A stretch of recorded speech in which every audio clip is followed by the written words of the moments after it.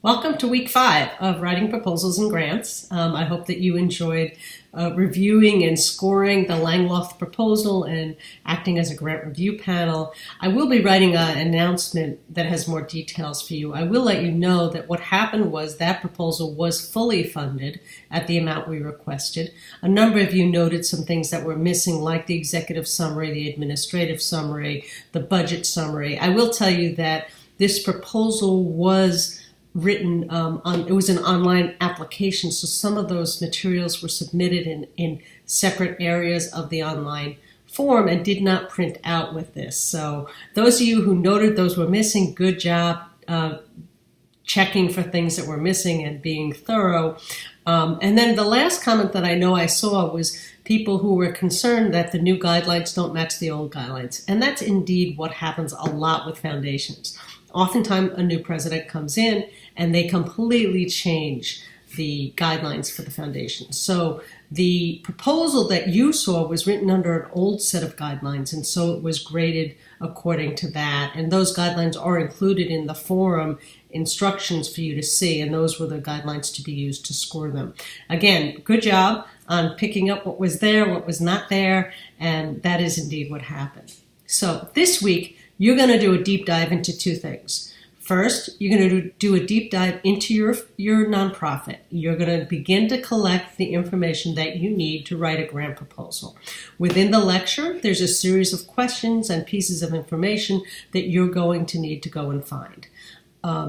You will be using a number of tools for that. One is you will get familiar with GuideStar and Charity Navigator. If you're not already familiar with them, you'll need to register for a free account on each of those accounts, and you will look up your nonprofit and thoroughly examine it in terms of what they have to say.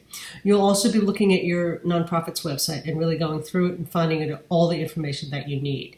I suggest that you take the questions that I've put into the lecture and make your own Word document of it and begin to populate the answers to those questions. That will make your first half of your foundation proposal much easier to write once you've collected that information, and also once you know what you don't know.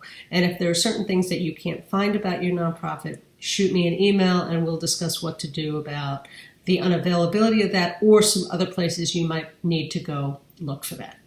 The second thing that we're going to do is you're going to learn how to do research in the Foundation Center Directory Online. Now, the Foundation Center Directory Online is one of the top resources for grant writers.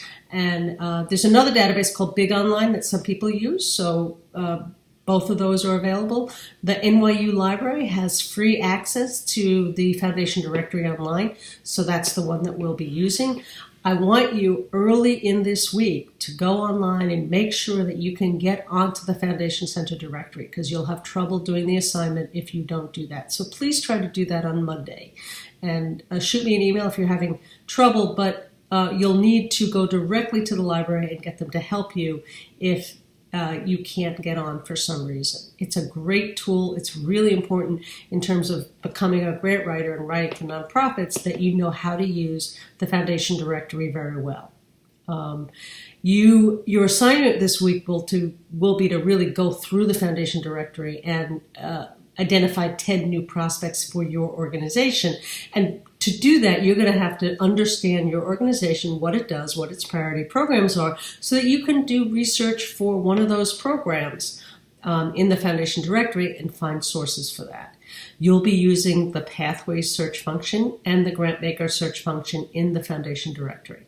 The Pathways search function is an amazing tool where you put in your foundation name, it spits out a list of who funds you and who else those foundations are funding. So what other nonprofits are they funding?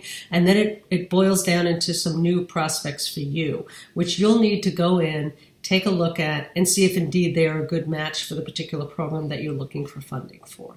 So that's this week's activities. I will, if you, please go onto the library site.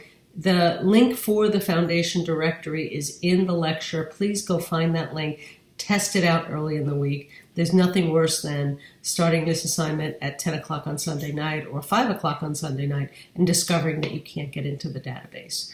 And again, if you have any trouble, contact the library directly. They should be able to help you to get into that.